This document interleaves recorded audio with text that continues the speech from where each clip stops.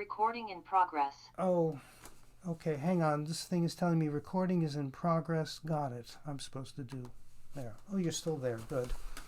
Um, as a great pianist, she was an excellent technician, and she was very poetic, and she had a wonderful tone. Whether it would be soft or whether it would be loud, she was best known for tone and poetry and having an excellent technique, but not one of the greatest technicians. So, gives you just a general idea of what she was like. We'll get more into more detail as we go along. We should go to her origins. And she was one of 5 children of Friedrich Wieck, Wieck. Wieck is born in 1785, dies in 1873. He's born outside of Leipzig. Came from a non-musical family. His father was a merchant. And he would pursue theological studies for about a year and a half and then lose interest and decides to become a Hauslehrer or a tutor. This would be a tutor for aristocratic families and their children. And would do this for a number of years and develop certain ideas on pedagogy. And then suddenly in 1815 decides to go into music, and he's had absolutely no musical training. Now, he never would have any musical training. He had a couple of hours of lessons. It's a bit vague what exactly, maybe a little bit of piano, a little bit of theory. But that's it. He was, in fact, self-taught. And he opens a music store in Leipzig. He rents pianos, he tunes pianos, he has a music lending library, and of course he gives lessons.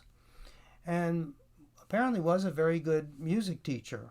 Aside from Clara being a pupil, Robert Schumann would be a pupil. One of the great pianists and conductors of the 19th century, Hans von Bülow, was a pupil. Hans von Bülow, you may recall the name, was the first husband of Cosima Wagner before she dumped him for Richard Wagner. She was originally Cosima Liszt. And he was an excellent teacher, but that doesn't necessarily mean that he was a good performer. He never performed in public. And so the idea that in order to be a great teacher, you have to be a great performer, well, it's a fallacy. And I'll give you an example outside of music. We go to baseball. I'm a baseball fanatic. And there was a catcher initially for the Detroit Tigers. When I was a youth, that was my favorite team. Named Charlie Lau, late 1950s. And he had an 11-year career in the majors. And of those 11 seasons, he batted only 200 or below for 5 of those 11 seasons, which is horrible. It's almost like today's outfield for the Boston Red Sox. They're almost all of them batting less than 220. No wonder they're not doing that well. And he bounced around from team to team, and then he retires after 11 years. And what becomes of him? He turns into one of the great batting instructors. How does that work? Couldn't hit in the major leagues, and yet now he's a great batting instructor. So you can find many examples of this. You don't have to be a great performer in order to be a great or a good teacher. So Wieck is having some success with his music store. An early pupil was a very talented young woman by the name of Marianne Tromlitz, gifted pianist, gifted singer, and she would perform concerti at the Gewandhaus. She would also be asked to be a soloist, for instance, in a Beethoven Mass and performances at the Gewandhaus. And they will get married in 1816, and they'll have 5 children. And as I said, Clara was the second. She's born in 1819. Unfortunately, this was not a very happy marriage. Wieck was not the type of person you would want to go out and have a beer with. He was pretty nasty, domineering, subject to rages, and poor Marianne couldn't take this too long, and she leaves him in 1824. They get divorced a year later, and a few months after the divorce, she marries another musician by the name of Adolf Bargiel, They remain another year in Leipzig and then they settle in Berlin. Now, sadly for Clara, there was a Saxon law that stipulated that if a family divorced, when the children became the age of 5, they became the property of the father. So at the age of 5, she's now under the control of the father, and she's not going to see her mother for about a decade. Now, Wieck had decided very early on that he wanted to develop a child prodigy and saw that she had musical talent. So at the age of 5, he introduces her to the piano. By the age of 7, he's established a daily routine, 3 hours of work, 2 hours practice, 1 hour of lessons. That's not a lot. And she's also going to be very well musically educated. She'll have tutors come in and tutor her in theory and composition and harmony. She takes voice lessons, violin lessons, also studies orchestration. And the only thing she learns outside of music is French. And apparently she spoke with a very, very bad accent. But otherwise, outside of music, when she's well educated, she's uneducated in everything else. And she would even complain later in life that her father never let her read a book. And it was Robert Schumann that would introduce her to reading and to good literature. When they get to know each other, he's going to read to her poetry from the best poets of the day or excerpts of novels. So she is going to be a child prodigy. Before I get to that, I should add that her mother is going to, with her second marriage, have 4 children. And Papa Wieck will remarry in 1828 one Clementine Fechner. I don't know if that name rings a bell, but if you watch Johnny Carson reruns, he occasionally refers to one of his doctors as Dr. Fechner. I don't know if he got this from the biography of Wieck or he just made it up, but there it is. So they're going to have 3 children. One of them will become a professional pianist, Marie Wieck, who will teach and concertize. Doesn't have a big career. A great hostility between her and Clara. She was probably extremely jealous of Clara and her great career. And so we go back to Clara, and she is a child prodigy. At the age of 9, she makes her debut, not as a soloist, but playing a 4-hand piano work with another pupil of Wieck. And this was actually a recital of Wieck pupils at the Gewandhaus. Now, I keep mentioning Gewandhaus. What was this? It means linen hall, had been around for several centuries, and it's where merchants would sell their wares, in particular linen. And in 1781, they decide to construct a new building, and in it put a very large hall where they could offer ballroom dancing as well as concerts. And they also form an orchestra, which would become the Gewandhaus Orchestra. Now, with the orchestra, they establish a 24 concert series per year. It was a subscription series. And this is one of the oldest orchestras extant. I did find one that was a bit earlier. This is the Bergen Symphony of Norway. It was founded in 1765 as part of the Harmonium Society. And it was a small orchestra of 20 players, but they would give weekly concerts. And they're still around today. They're recording, in fact. So the Gewandhaus is going to turn into one of the great orchestras. It'll take a while, but it's certainly their fortunes turn for the better when Felix Mendelssohn becomes the music director in 1835 and remains so until his death 12 years later. And for the next century and a half, the roster of music directors is pretty impressive. Arthur Nikisch, who was one of the great conductors at the turn of the last centuries, came to Boston with the Boston Symphony in the 1890s for 4 or 5 seasons. Wilhelm Furtwängler, one of the great German conductors, was there. And if you remember Kurt Masur, who was the music director of the New York Philharmonic for 2 terms, while he was directing New York Philharmonic, he was also the music director of the Gewandhaus. So, very important orchestra, still considered one of the top orchestras of the day.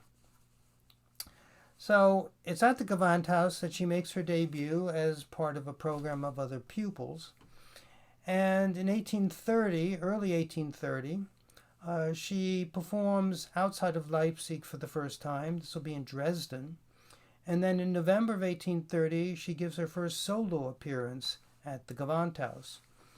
And she and Robert will become good friends with Felix Mendelssohn. She'll perform with him 21 times at the Gewandhaus, playing concerti, of course.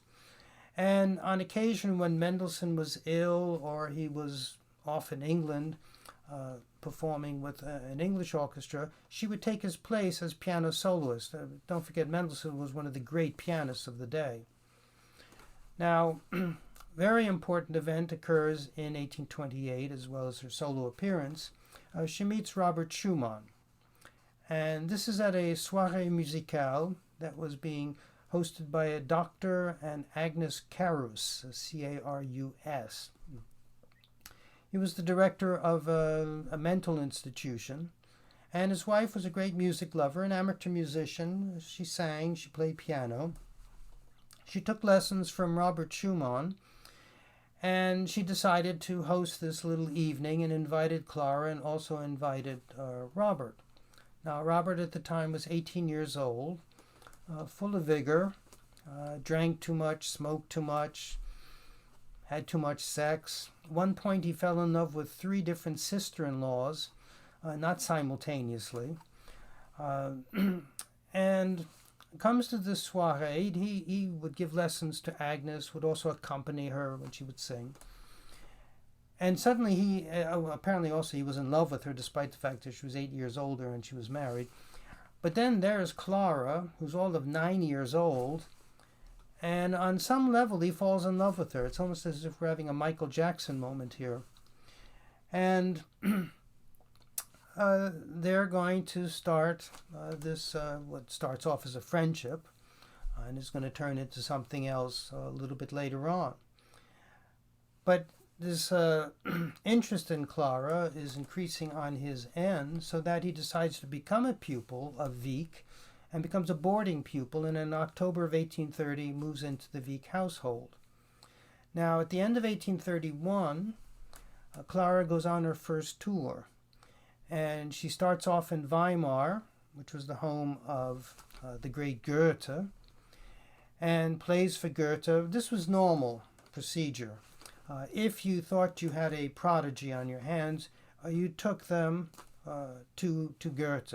Goethe was up to here with prodigies.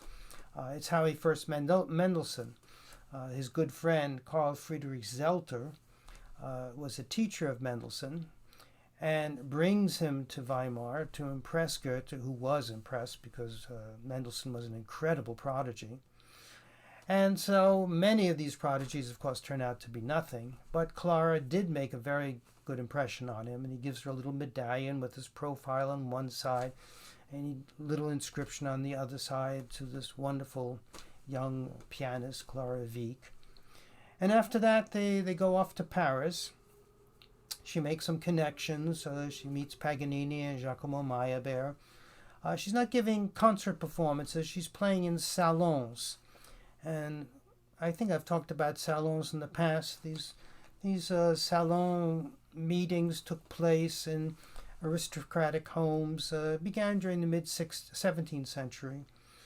And at first they were talking sessions, and the hostess would invite professors, philosophers, writers. You'd have a discussion group, and afterwards you would have punch and crackers. But then at the end of the 18th century, you start to offer concerts. And this becomes a big deal at the beginning of the 19th century. And the biggest names in the concert stage would appear in salons. Franz Liszt was a frequenter of salons. Sigismund Thalberg, who I mentioned before. Chopin, the only way you could hear Chopin play was in a salon. Chopin, who weighed 98 pounds, was less than 5 feet tall, suffered from pulmonary disease his entire life, had absolutely no strength whatsoever, And so if he played on a concert stage, you couldn't hear him. And this was a terrible criticism of wherever he was, in Poland, in Vienna, and then eventually in Paris. But in a salon, he would thrive. You could hear him, unless you're at the far end of the room. You also had Jacques Offenbach, who we know today as the composer of operettas, but he began his career as one of the great cello virtuosos of the first half of the 19th century. And he got his start playing in salons, and his reputation spread and then became an extremely successful concert artist. So this is where she would be playing in Paris. Now, obviously she'll return to Leipzig, and meanwhile Robert is taking lessons with Wieck. They're going so-so. Schumann was worried about a certain weakness in his fourth finger of his right hand and developed some type of contraption to strengthen it, but all he did was destroy it, and that was the end of his piano career.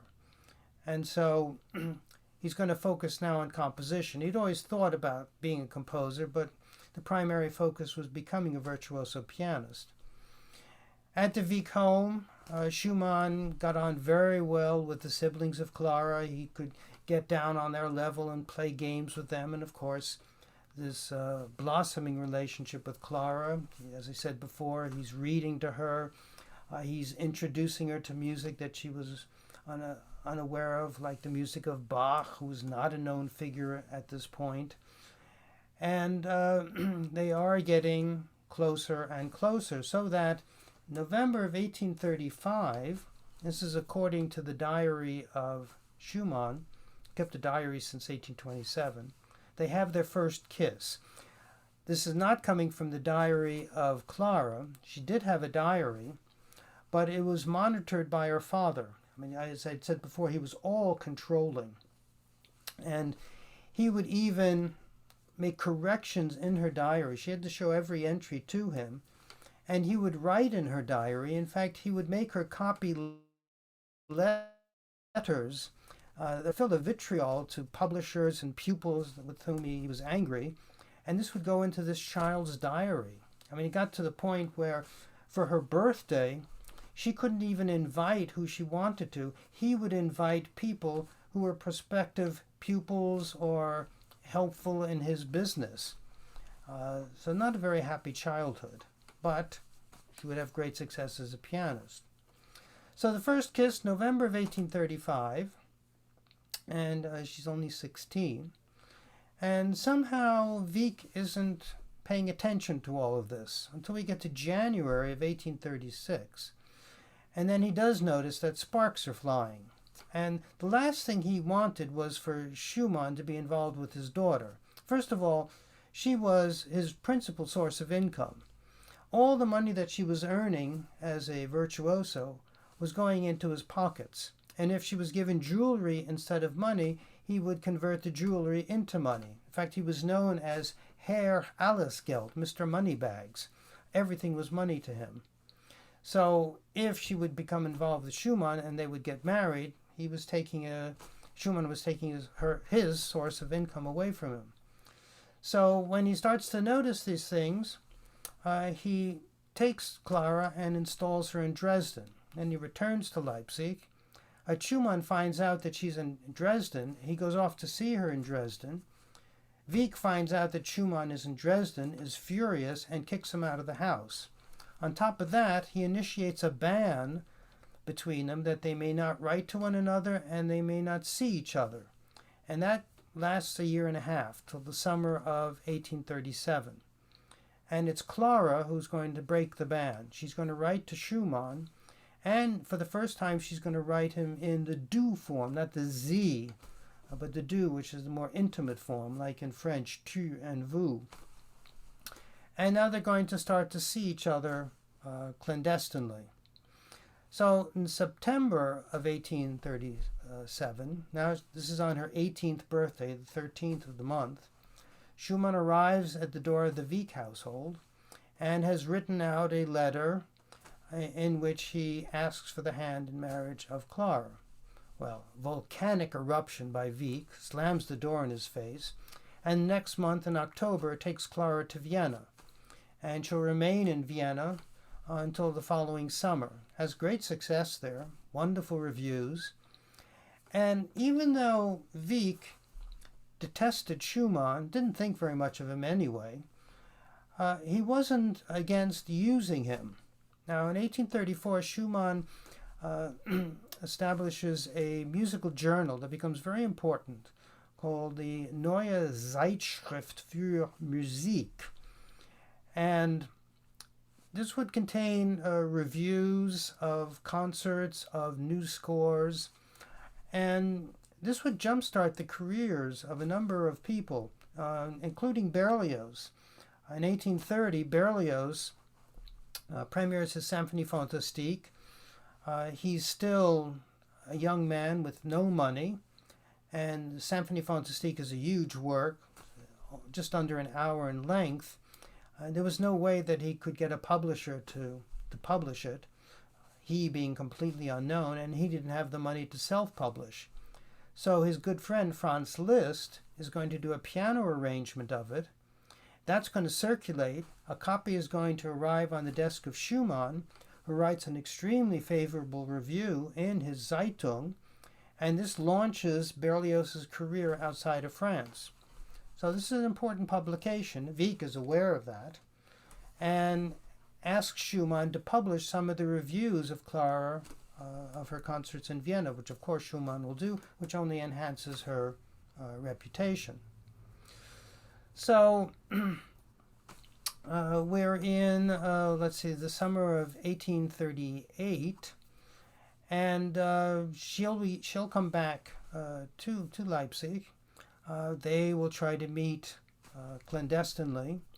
And then September of 1838, Schumann goes off to Vienna in the hopes of getting his Zeitung published there, or having an edition published there. Now, 3 years earlier, he had received a letter from Ferdinand Schubert. This was an older brother of Franz who died in 1828. And Ferdinand was in possession of a mountain of manuscripts of Schubert's music. Keep in mind that Schubert, back in 1828 or 1835, was not the great composer internationally known that he is today. He was pretty much forgotten at this point, and much of his music remained unpublished. Keep in mind that during his lifetime, in the span of 20 years, he composed some 1,400 plus compositions, of which he only heard 68 given public performances. And those do not include any of the symphonies. Of course, there are 9 of them, or there are 8 or 7.5 if you prefer. So Ferdinand writes to Schumann asking if he would like to take a look at this music. Schumann never responded, but when in Vienna he looks up Ferdinand and he goes through this treasure trove of music, and he takes back to Leipzig the 6th Symphony and, more importantly, the 9th Symphony, the Great C Major. And even though it was rejected by Breitkopf Ertel, the great Leipzig publisher, Mendelssohn volunteers to give it a premiere performance with the Gewandhaus, and it'll get a premiere finally 11 years after the death of Schubert in 1839. So Schumann will return to Leipzig in 1839. Meanwhile, Clara has gone off to Paris and spent several months there. When she returns in August, they meet in a small town outside of Leipzig called Altenburg. And apparently Wieck must have found out, because when she goes home, she discovers that she's been locked out of the house. All her possessions, her music, her piano are locked inside. And it's at this point that she goes to live with her mother in Berlin, who she hasn't seen in over a decade. Now, the worst is still to come. On December 14th, Wieck files a declaration, a suit, against Schumann, 11 pages denouncing Schumann in every way, that he is oversexed, that he's an alcoholic, he smokes too much, he's a liar, he's in debt, he's a talentless musician. And the court is going to study this for 4 days, and then on December 18th, declare that all these so-called charges are invalid, except for one, the drunkenness. And they give Wieck 6 weeks to prove it. Well, the 6 weeks turn into 6 months. Now we're in July of 1840, and he's unable to do so, so this is thrown out, which means that the couple can finally get married. And he is given 10 days to appeal, but he decides not to. And on September 12th, just the day before the birthday of Clara, they get married. Now, for Schumann, this opens an incredible flow. He hasn't written a song in 12 years, and now he produces in 3.5 months 120 songs. And I'm not talking about, poorly written songs or uninteresting songs. These are masterpieces, and it's just one after the other. This is all part of the inspiration that Clara is providing him. So I thought I'd play you an example of one, and actually I'm going to play you 3 different versions of it. I'll start off by playing the original.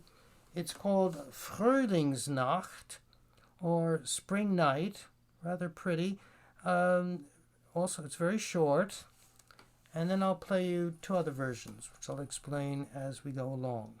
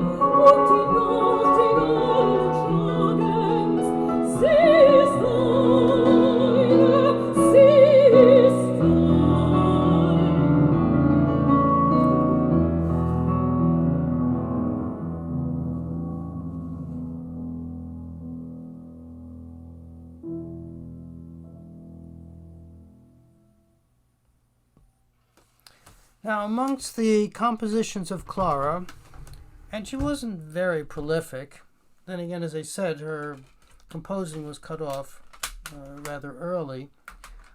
There are some 29 songs and 24 piano pieces. There's a piano concerto, which is rather interesting. She only wrote it when she was 15 or 16.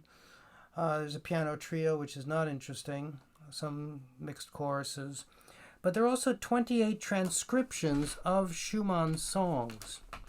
And during Robert's lifetime and throughout Clara's lifetime, she would become the main exponent of Schumann's music.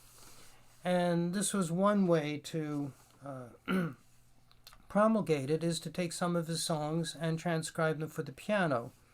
So this is a piano transcription of the same song.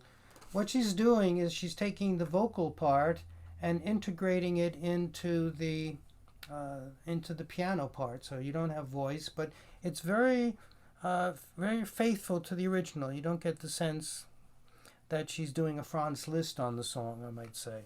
So here we have Frühlingsnacht as arranged by Clara.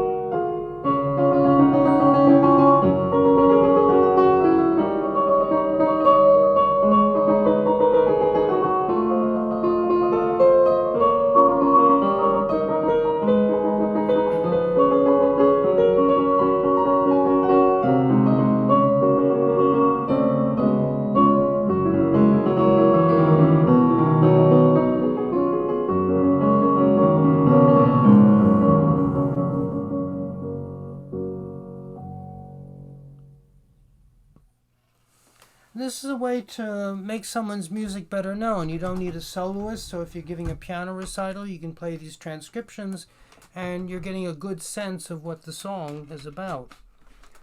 And then there's a third version. This is a 20th century version for voice and orchestra, which I'm very fond of. The tenor is a Scottish tenor named Neil Mackey. I'll tell you afterwards who the arranger is. It may be quite shocking to you. Probably a name. It's a name you should know, but you wouldn't think that he would do a transcription of this.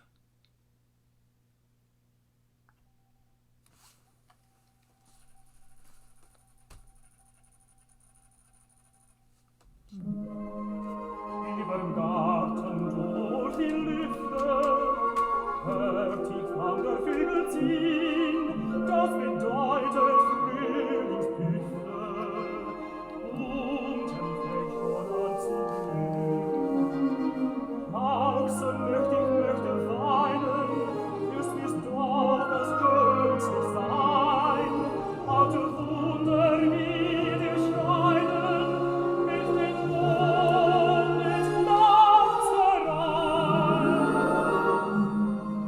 Und der Mond die Sterne sagen's, und im Traum rauscht der Hain, und die Nachtigallen schlagen. Sie ist deine, sie ist dein.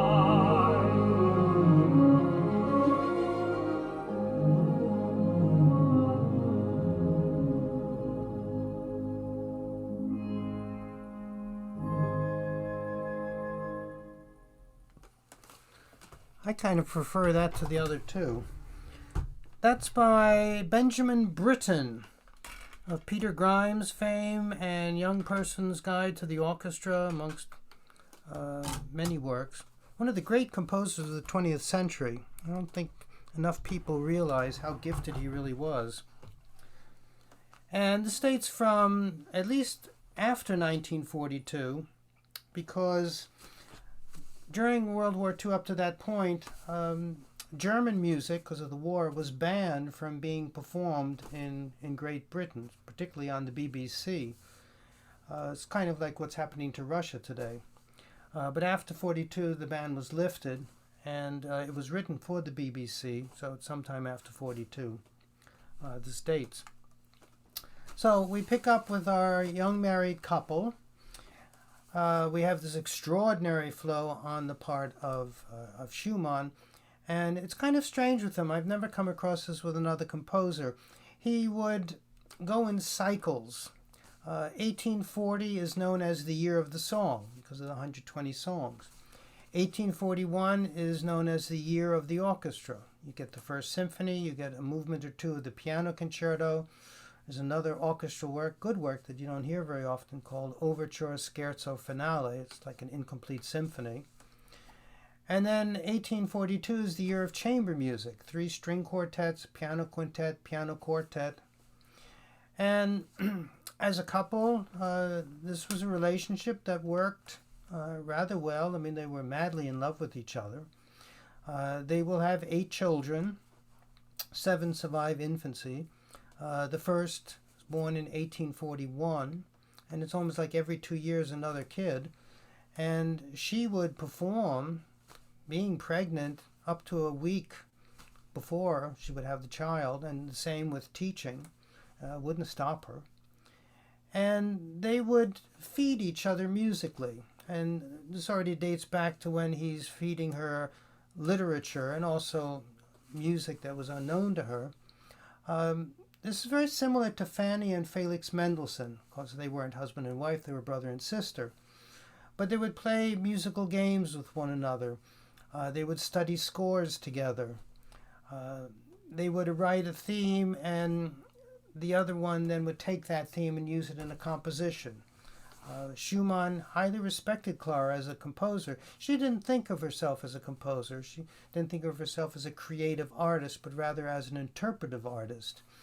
And she was, obviously, to be, I guess you could say, subservient to Schumann. It was Schumann who was of importance, so that in the household, she wasn't able to compose, and she would compose at the piano or practice the piano when Schumann was around, because he needed absolute silence when he was composing. Her only window was in the evening. He had a routine from 6 to 8 to go out and have a beer at the local tavern, and then she could be productive at the piano. Otherwise, she couldn't. So during her years, first of all, of having this family getting bigger and bigger, looking after Robert, she isn't really concertizing very much. She gets involved in his musical affairs. Like in Dresden, she'll accompany his chorale, but she's not going to become the great touring virtuoso until a bit later. So it seems that it was a very good relationship. One reason that they had all these children is that Schumann was deathly afraid of suffering from mental illness, because this was something that was in his family. He had a sister who committed suicide. And it must be said that he was manic depressive, he had suicidal thoughts, he had auditory hallucinations, he was very complex. Somebody asked me recently, well, did she know this? And the answer is yes. He was very open about it with her. And this is going to lead to problems later on. But despite all that, they really were a very happy couple. Oh, and going back to the reason they had so many children, that early on a doctor had told Schumann that if he wanted to prevent the advent of mental illness, he should make love a lot. And as a young man, he certainly did that. And with Clara, he had the 8 children. But he still went insane anyway, so much for that doctor. I wouldn't recommend him. So, in 1843, we have the establishment of the Leipzig Conservatory. This is the baby of Felix Mendelssohn, who'll become its director. And he offers to Schumann the professorship of score reading, meaning you put a score on the piano and you have to play it at the piano, sight read it right away. You had some like Liszt who were phenomenal at this. And in 1844, early 1844, he appoints Clara as one of the piano teachers.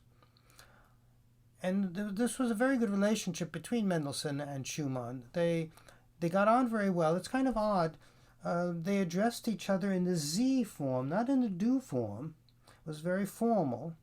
But Mendelssohn would play some of the orchestra music of Schumann at the Gewandhaus concerts. He was about the only one who would. And he greatly admired Clara, had great respect for her. And Clara, of course, returned that respect and also had great respect for Fanny, who was a very gifted musician herself. So it's in 1844, though, after they get these appointments, that Schumann has his first mental breakdown. And they decide to leave Leipzig for Dresden. Leipzig was an industrial city. Dresden was more countrified. Air was better. They thought this would be good for Schumann. And he's going to get involved in choral activities. In 1847, he becomes the director of the Liedertafel. Now, this was a male singing group that dates back to 1805. Aforementioned Carl Friedrich Zelter, the great friend of Goethe, had invited for dinner a group of men. They sat around a circular table, and they would have dinner, and they would sing. And this became a very popular ensemble, and it spread all over the German states, and you had Liedertafels in almost every city. And so it's Schumann who takes over the one of Dresden in 1847, and in 1848 he establishes his own chorale. Unfortunately, Schumann was not a good conductor, and the main reason was he was not communicative at all. And you have to be a conductor. And this is something that he shared in common with Clara. Schumann was very reserved, withdrawn, a bit shy. Clara had experienced a type of, a minor deafness or a loss of hearing as a child to the age of 4. In fact, she didn't start to speak until she was 4 years old. And this apparently had an effect on her for the rest of her life, that she was very shy and she wasn't comfortable speaking. So in that way, they matched each other. And so Schumann, not a good conductor, is going to have to leave Dresden, and the couple settles in Dusseldorf in 1850, where he takes on another position as the director of the Municipal Symphony and Choral Society, and things don't go much better. One happy moment is in 1853. They are paid a visit by Johannes Brahms. He's how old is he? He's only 20. No, he's only 17. Is that possible? 1850. He's only 17. Already immensely gifted, and had been recommended by one of the great violinists of the day, Joseph Joachim, who Clara and Robert knew from Leipzig, and from the Gewandhaus, and from the conservatory. And Schumann was thrilled, immediately exclaimed that Brahms was a genius. And Brahms would stay for about a month, and then he leaves. And then we have a horrific moment. In February of 1854, Schumann attempts suicide by trying to drown himself in the Rhine River. And in March, at his own request, is institutionalized. This is in Endenich, outside of Bonn. And his doctor thought it would be best for him to break with the past completely, and even with the present, that he not see Clara, that he not communicate with her. And he was put in seclusion until September of 1854, when he was allowed to communicate with her, but not to see her. And that would go on for about a little over half a year, and then the communication stopped again. And the only two people to visit and to be allowed to visit would be Brahms and Joseph Joachim. And it's only 3 days before his death that Clara is allowed to see him. This is July 27th. Actually, it's 2 days before his death. And she goes for a second visit on the 28th, and then he passes away on the 29th. And it's at this point that she's going to stop composing. She'll write a little march in the late 1870s, but that's it. No more composing. And she'll focus on her family, which now has 7 children. And in fact, the last child, who is named after Felix Mendelssohn, he's called Felix, was born after Schumann was institutionalized, and so he never met his father. So now she's going to pick up on her touring. She already had done this during those 2 years of his being in an asylum. She's going to be touring. Brahms becomes a very important influence on the family. He moves to Dusseldorf. He looks after the children. He keeps the books, all the receipts from her concert tours, manages her affairs financially.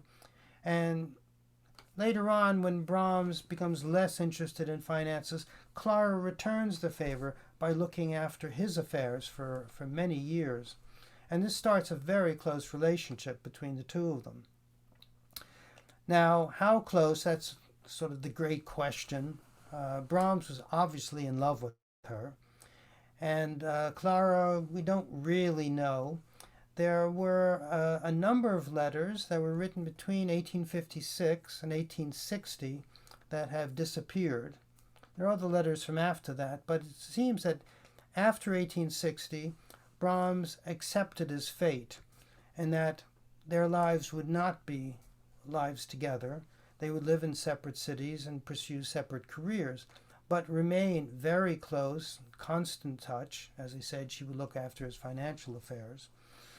And in a way, she mirrors Victoria, in that Victoria and Clara were born the same year of 1819. Victoria had 9 children to Clara's 8. They both married German husbands. Both husbands died early, and both became professional widows. Now, there was a film that came out, or was it a book, several years ago, about Victoria and some Indian doctor, not American Indian, but Indian, and that there may have been something between them. But she always dressed in black, just like Clara, so I don't know how much credibility there is to that. Clara apparently did have an affair. This was with one Theodor Kirchner, who was a young composer, much younger than she was. And I saw a photo of him, and I can understand why she would have been attracted to him.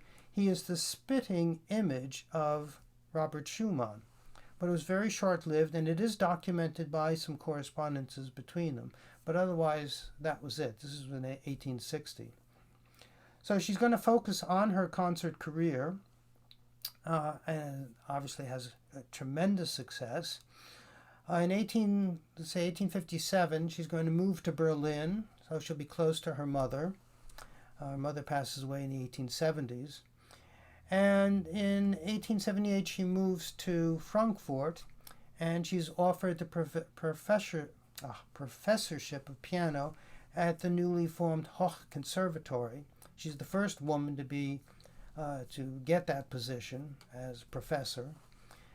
And she'll give her last concert performance in 1891 and retire from teaching in 1892, and passes away in 1896, and Brahms follows her a year later. I thought to conclude, we'd listen to a scherzo by her, rather Chopinesque, a nice piece. This dates from the early 1840s, from the time that she was married to Robert. It's her second scherzo for piano, and it's the following.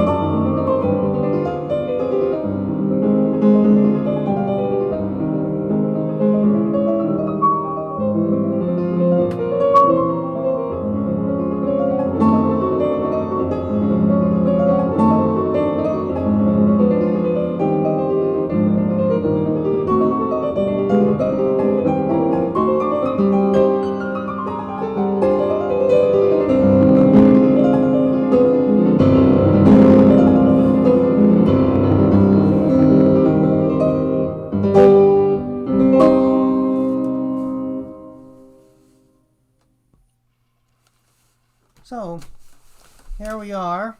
I don't know if there are any questions. I'll have to mute myself. Otherwise, you're going to get that awful echo. Can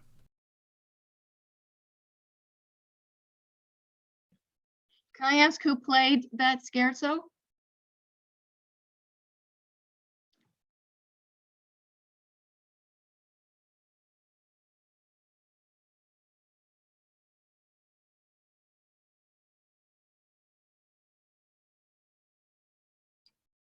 Jeffrey, you're muted.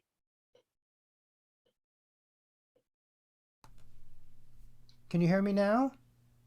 Oh, okay. So his name is Joseph de Beenhouwer. Never heard of him, but he record. Oh, there he is. He recorded all of the piano music of Clara. It's a three CD set. Oh, Thank you. yeah. Any other questions? I wondered if what happened to her father after she married Robert. Well, he continued to do what he did. I mean, he continued to teach. They had a reconciliation, but they never really trusted him after that. But he didn't produce any great pupils after that. So, wasn't a very nice man. Anyone else? All right. Well, thank you for listening. It was nice to be back, kind of. Well, thanks for doing this. Thank you. Okay. Thank you very much. Thank you. Bye-bye. Bye-bye. Bye. Have to teach you. Leaving.